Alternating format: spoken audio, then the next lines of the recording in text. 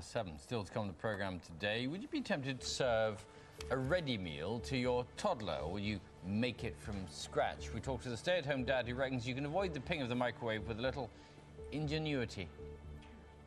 It's 23 minutes to 8.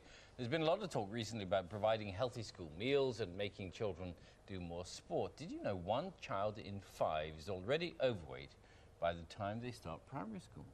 Tonight's Panorama has trying to find out why presenter Shelley Joffrey has been looking at what's in children's food and the rapidly growing market of ready meals which are aimed at toddlers. We're discussing that in a moment.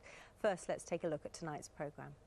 There's a growing market in ready meals like these aimed specifically at toddlers. And I have to say, as a working mum, they're quite appealing. They sell themselves as very nutritious and wholesome. But unlike these sort of ready meals aimed at older children, where you can see quite clearly on the front if they're high or low in salt and sugar, there's nothing on the front here to tell me whether they're particularly healthy for my children.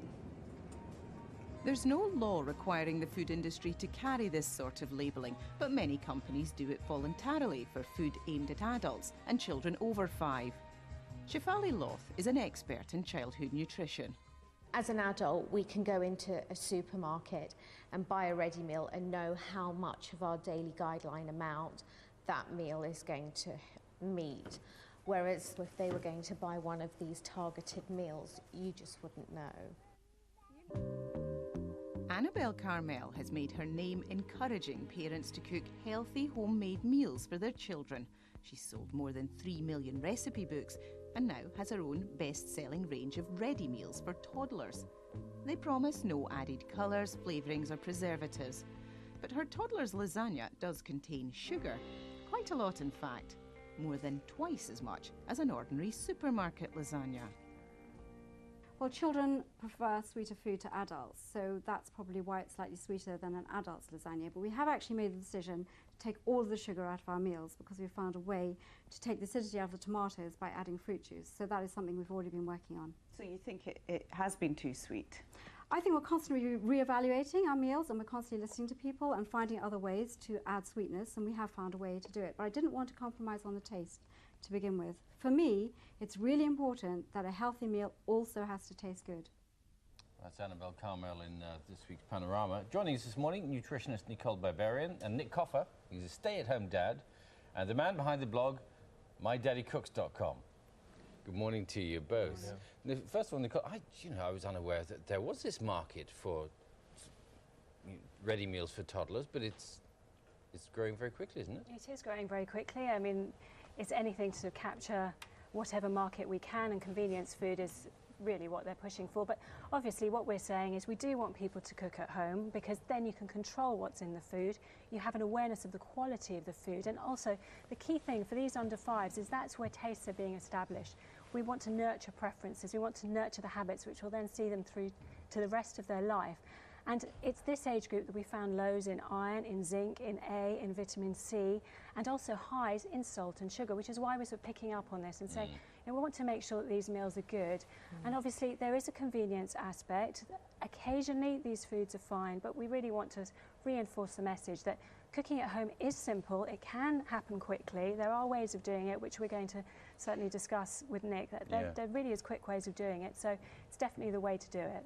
And Nick, you do say that you can cook a meal as quickly as hearing that microwave go ping after the 3 minutes once the ready meal's gone in. I would say that not only as quickly, but as tasty and probably significantly cheaper as well. What sort of stuff do you cook for you've got a little boy called Archie, haven't you? I've got Archie. Archie's just over 2. We Right. cook together in the kitchen. On the blog you'll see videos of us cooking meals together. We eat pretty well everything. We eat a very balanced diet. He loves being engaged in the whole cooking process. I think that's also part of what Nicole's saying about engaging kids with food, to basically give them a really nice relationship around food. So what might you cook? Well, we brought you in some vegetable muffins that we made last night. Made vegetarian, especially for you. Yeah, they're broccoli, tomato and cheese. A bit of broccoli, sneak a bit of broccoli in there. Yes, but in fairness, Sean, we don't hide vegetable. We don't mask flavours. We don't sweeten. So they food. know that it's a muffin and it's got broccoli in it. Well, the very first thing that Archie ever ate was a broccoli floret. Yes, actually, How long do these take to make? They take about 3 minutes to mix and 20 minutes in the oven. Okay. On the blog, there's a video where there's an uncut video of us cooking an omelette. And from the moment I open the fridge to the moment there's a cheese and tomato omelette on the plate, it's 3 minutes and 50 seconds. And it's called, children's taste buds are formed sort of early, aren't they, in a sense? Well, whether it's adults or whether it's children, the more salt and sugar you have, the more your taste buds desensitise. So you almost need more salt and sugar to get that same flavour. So on the converse, if we reduce the salt and sugar, you start to taste foods for what they really are again. I mean, what's really exciting about sort of the cooking from home, again, is that you can add the ingredients in it that we're trying to increase. You know, here we've got, you know, the vegetables, broccoli added to a muffin. You know, it's when you start cooking that you get an awareness of, first of all, how quick it really is. When you start buying convenience, you lose that connection with food, and you lose the idea of, actually, it really didn't take that long, it really wasn't that hard, and it actually didn't take much planning.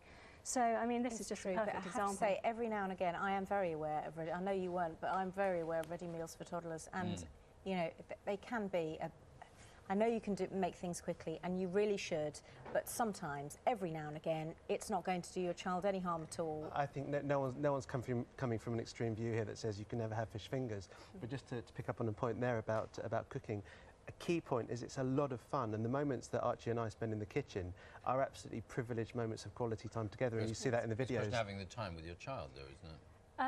It's quality time with your child, which is great. I want to pick up something about the convenience food because you did mention that there are times that we do want to have them, and it's at that point that it's critical to look at the labels, because we've seen there's a huge variety in what actually goes into them. You never can tell completely what's in them from reading the label, but you'll get a guide. So you've got 2 different lasagnas, for example. Look at them side by side. Look at the children's one, look at the adult one, and compare them per 100 grams and see, you know, which one does have more sugar, which one does have more salt. Are there not rules and regulations governing children's ready meals? So you shouldn't really have lots of sugar and salt in a children's. Well, you shouldn't really have them. And again, the Food Standard Agency has got a fantastic website with all the information on what's high and what's low on a label.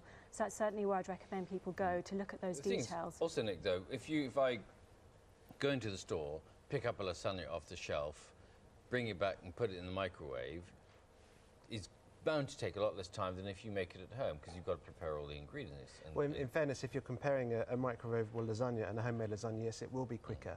But in terms of cooking with greater variety and greater flavour and greater taste and greater fun, then for me, home always wins.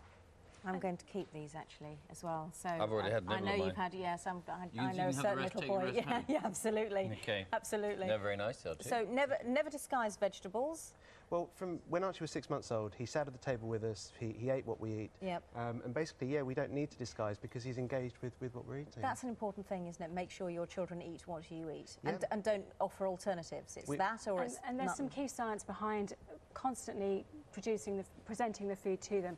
If your child doesn't eat a certain food, keep on trying, because repeated exposure to food has been shown to increase their uptake over time. And don't label them as fussy. They're just normal. There are some things I don't like, but I don't have a label saying I'm fussy. I'm just choosy. Lovely.